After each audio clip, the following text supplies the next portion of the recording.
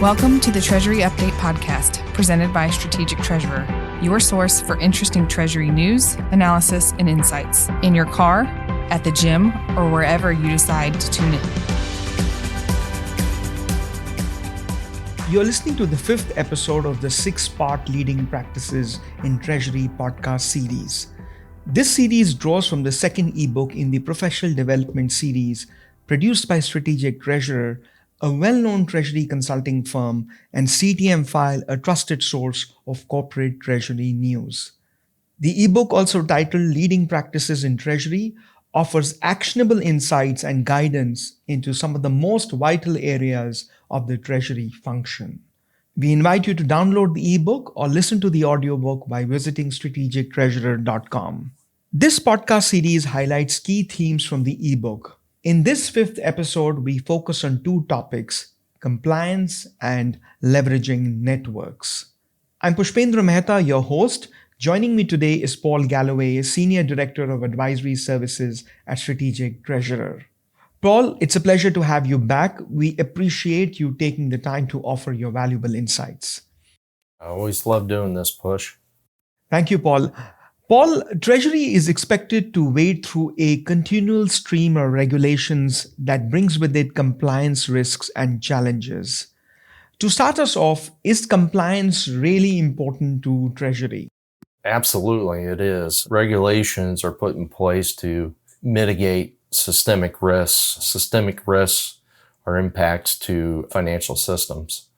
This may be an interruption or a total failure, so it could be either of them. When it comes to systemic risk, these tend to be things that can be mitigated. There are some things that can't be. So the focus needs to be on these risks that you have control over, not the risks that you don't have the ability to control. And regulations typically are in place to help manage those particular risks. So treasurers are often focused on security of their organization. And as the superintendent of payments, they set the standards for payment security. As part of managing these risks, treasurers need to maintain compliance to avoid regulatory fines. So some examples of what those would be, I'm just going to throw out one: FBAR filings, foreign bank and financial accounts. If you fail to file, there are penalties associated with that. So you want to make sure that you're following what the regulations are saying or put in place. They're put there for a reason. You don't have to like them. You just need to make sure that you comply with them and you do what's stated within the regulation. That will help you mitigate some of these risks that you do have control over. You know, as a treasurer of an organization, I like sleep insurance. And I think of regulations in many ways are a way to provide sleep insurance to treasurers. That's a very useful explanation, Paul. It helps set the stage for a deeper look into how compliance plays out in day-to-day Treasury operations. What are the key compliance areas treasurers are most concerned with? Yeah, so I kind of threw out an example. I'm going to go through in detail different areas. FBAR is one of them. But I'm going to start with know your customer. Anybody that deals with banks deals with KYC. Sometimes it's painful. The information that banks ask for is not consistent necessarily. Some banks ask for a lot more than others. There is a minimum standard that they have to comply with for know your customer. Every one of them is going to ask for generally the same items, the things that they have to. Sometimes they may ask for more. Maybe they're just a little more risk averse than others. The typical areas for KYC are formation documents of an organization, key stakeholder information, typically like C-suite executives or anybody that has control of or influence on the payment process where they're approvers. Then maybe they own a certain percentage of the business.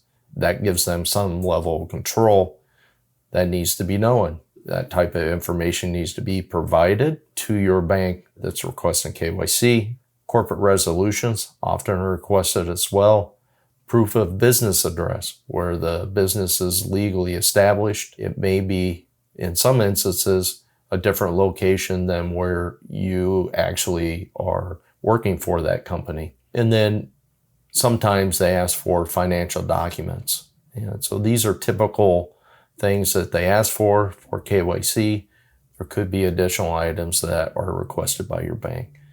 But you need to comply with the KYC requirements. One of the other areas is foreign bank and financial accounts, FBAR. We talked about this earlier. If you have foreign bank accounts, you're required to complete annual filings, reporting for any of these foreign bank accounts that holds $10,000 or more at a given time within a year. And so what they're required to provide typically are the account holdings, the account signers, the names of people, social security numbers, tax identification numbers, and the address of all the account holders. Sometimes people don't like that, but this is what the requirement is. You have to provide it. You have to comply. Non-compliance can lead to fines. So you want to make sure you do what they're asking. A newer one that has come out recently is the beneficial ownership information, or BOI. BOI was supposed to be enacted towards the end of last year.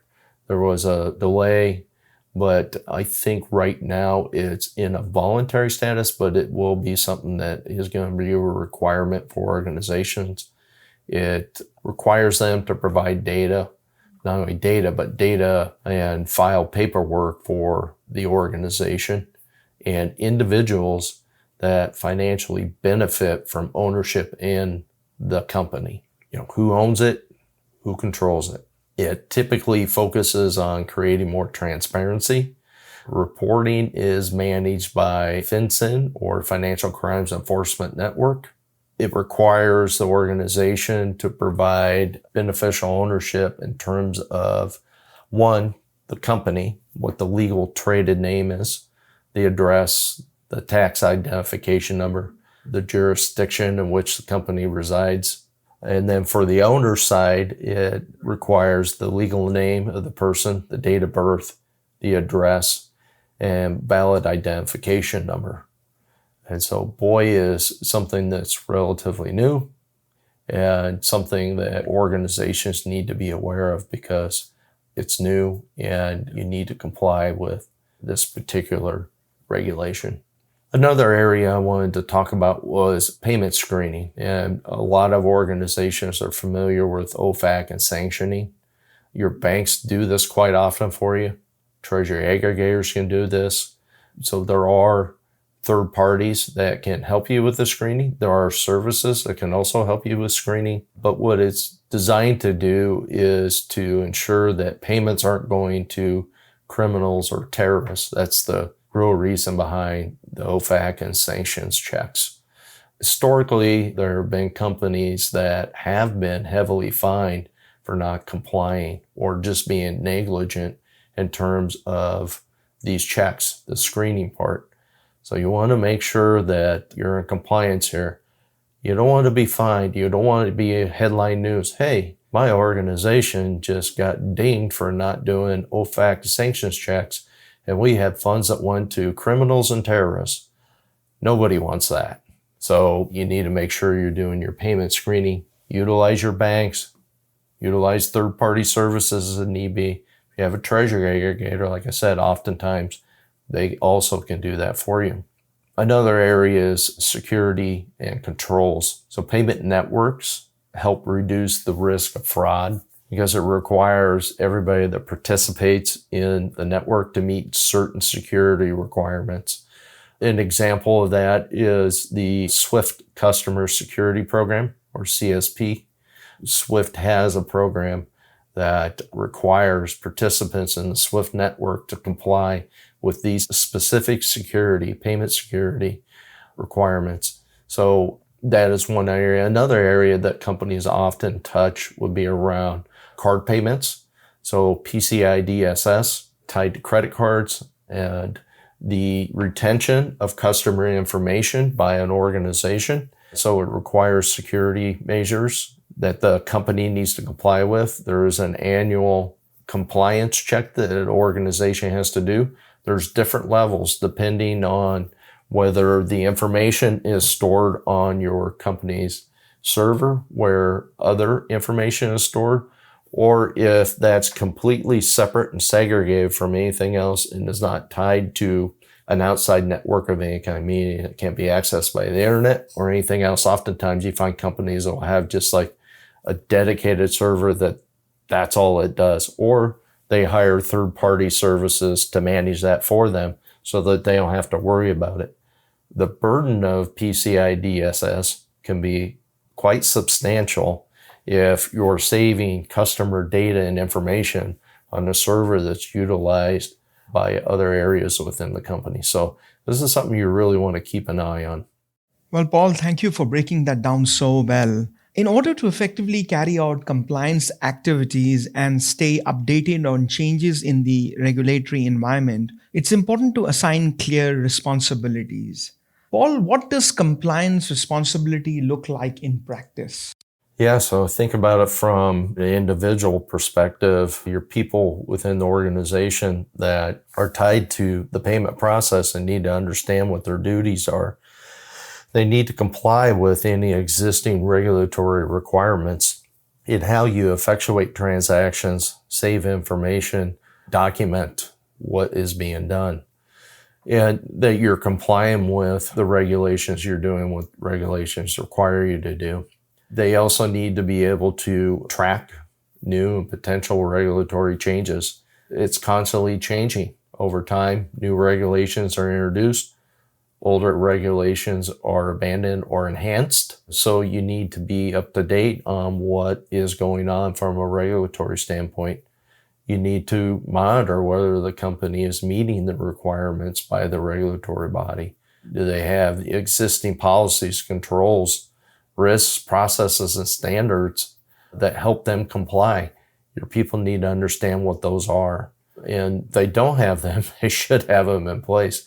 There are some organizations that don't have existing policies, and we find this from time to time doing assessments for clients where, there's lacking that guiding document, that policy that helps set the tone for what they should be doing. We help organizations write those policies so that they have what's in place, what's needed to stay in compliance and to help mitigate risks within the organization, those controllable risks we talked about earlier.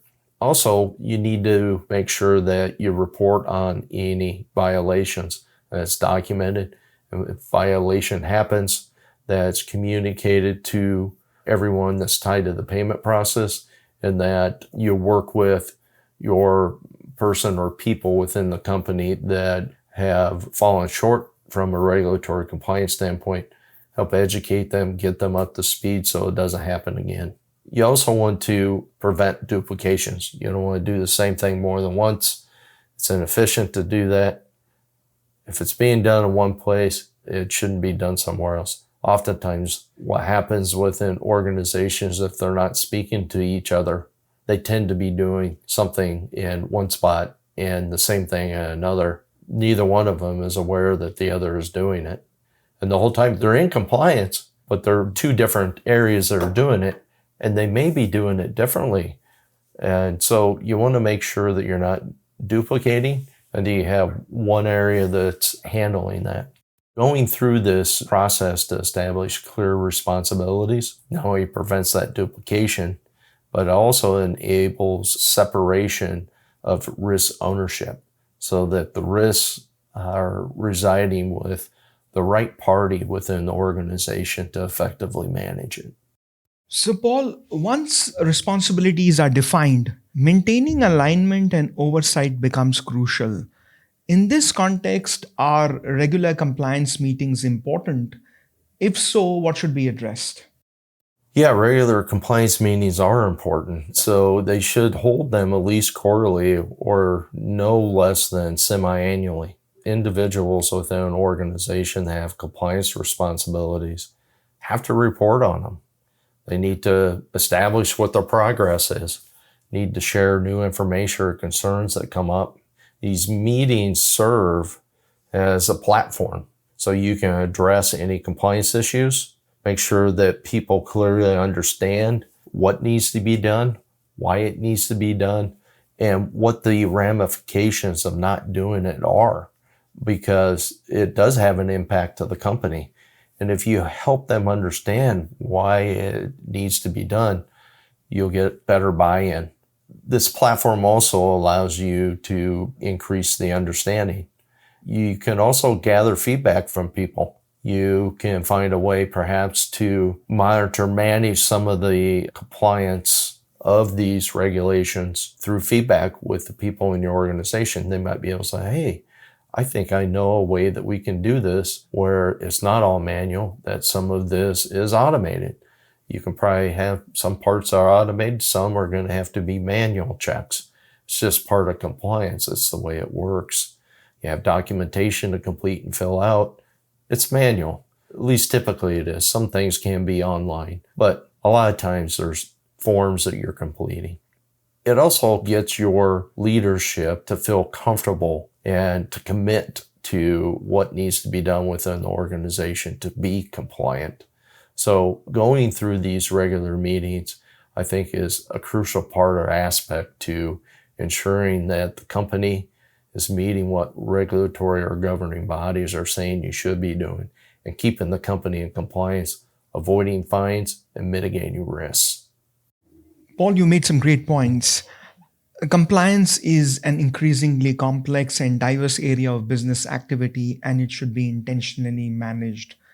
Treasury is advised to remember that compliance can even be a driver of sustainable corporate growth and long-term competitive advantage.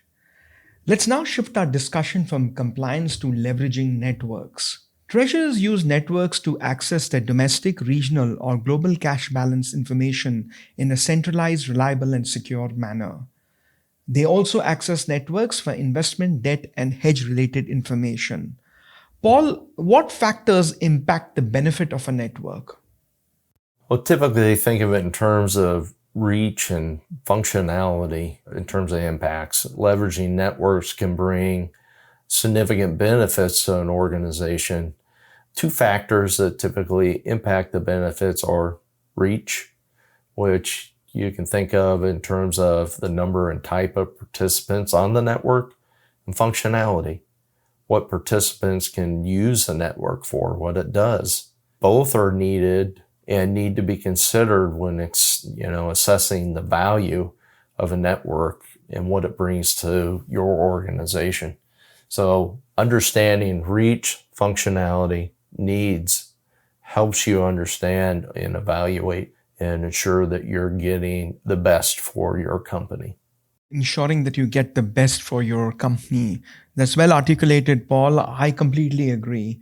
Understanding these factors is key to fully leveraging the strategic value networks can bring to treasury operations.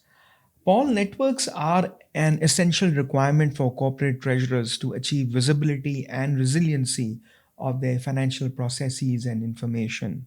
Why is resilience important for networks? When we think about it in terms of treasury, tie it back to payments. And sometimes you have to have payments that are done in a very timely manner. It could be that they're mission critical to the organization to get payments out. If networks are down and systems aren't working, you may not have the ability to effectuate a transaction as you need to. Now, this could be the internal systems. It could be your treasury systems that you have. It could be bank portals. You have to have redundancy. So we think of that in terms of financial networks, carry your payment data and other confidential information. There should be a high standard held to how it's handled and how you effectuate these transactions. So you want to make sure you have strong payment security measures in place. A network is only going to be as secure as your participants. So the participants have to be in compliance with the payment security factors, not going outside of what the payment processes are, the procedures that are in place, not have the ability to maintain segregation of duties, dual controls. You need to have these things in place so that participants are engaged in the right activities. A network may have security requirements. We talked about SWIFT earlier in the CSP program. You need to be in compliance with those requirements. If not, you can be kicked off the network. That could be a huge problem for a company that does a lot of payments through a SWIFT platform or relies on it for information reporting, which helps them with cash positioning and monitoring fraud, perhaps. So it's really important that you comply with these security programs across the network. Your network needs to have high uptime measures. So you need to understand what the SLA is saying. What does your service agreement say? Is the downtime, they're down for no more than 60 minutes, down for no more than 2 hours, guarantee back up within X number of hours, 4 hours, 6 hours. I don't know what that is, but downtime and understand what that is and what their service level agreement is saying that they are adhering to or going to comply to is really important to an organization, especially one that is effectuating lots of transactions or perhaps high value transactions across the network. So as a treasurer, you want to have multiple levels of redundancy and failover. So if one thing fails, you have another option, another tool, another pathway to effectuate the transactions, execute on them while still maintaining payment security controls. So you need to ensure not only redundancy, but also that the integrity of your payment security process is maintained. This may mean that the redundancy or fail-safe or high uptime measures may mean that, it sits in a secure or separate network rather than on your mainstream internet. So it's something that gets carved off, it's separate, it's housed or secured or protected from everything else that's out there. Thanks, Paul. That gives our listeners a great understanding of why resilience plays a central role in financial messaging networks. Paul, while resilience is vital, does uptime of a network matter? Yeah, short answer is yes. We talked kind of about the downtime, mitigating that risk before. Understanding what downtime is really important. Having redundancy is really important. But uptime is also really important. So when is it up? When is it down? Sometimes there's maintenance that needs to be completed. It could be that there's something that's going on with the network and they've got to make an update in the middle of the day. How's that communication coming through? Is everyone aware of when downtime might be? You have transactions that need to go out the door within a timely manner. Understanding that uptime is really important. So Treasury, overall is responsible for gathering accurate, timely, and complete information. Can't do that if you don't know what the uptime is, or your uptime is, I'm doing this from this time to this time every day. This is when it needs to be up. Is it going to be up during that time? So it needs to be clear. It needs to be consistent. The data needs to be flowing within the appropriate times. It can make it really challenging for Treasury teams to make decisions around cash positioning if data is not coming in. That can really frustrate a Treasury team that's sitting there waiting to make decisions, but data is not coming in. Something wrong with the network, something wrong with the bank portal, something wrong with the Treasury aggregator or the TMS. All these different factors that come into play. It could be your own networks are down. It has nothing to do with accessing bank portals or TMS or an aggregator or payment hub. The network is down. It's out of your control. The whole company's down. What do you do then? So uptime really matters to a Treasury team. Automation of generating that level of visibility requires the connections to the systems, to the banks, to the payment networks. Any one of those fail, then the payment flow fails. So you got to understand all the connections from front end to back end, what we talked about in our prior podcast. We talked about that whole picture, that mindset of understanding front end to back end that comes into play here when you're considering or thinking about uptime of a network. Another thing to consider is also recovery of data, especially data that's critical to the organization or critical to an end-to-end process. It could have an impact on your company's cash flow, your ability to do the business that you do every day. So uptime matters quite a bit. Well, Paul, to my mind, your insightful takeaway is extremely important. And I think resilience and uptime need to work together to support Treasury's operational efficiency. We've reached the end of this episode. Paul, heartfelt thanks for your expert input.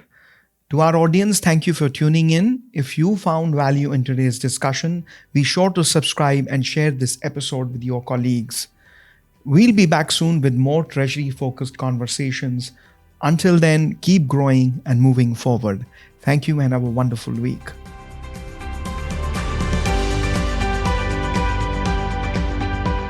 You've reached the end of another episode of the Treasury Update podcast. Be sure to follow Strategic Treasurer on LinkedIn. Just search for Strategic Treasurer. This podcast is provided for informational purposes only, and statements made by Strategic Treasurer LLC on this podcast are not intended as legal, business, consulting, or tax advice. For more information, visit and bookmark strategictreasurer.com.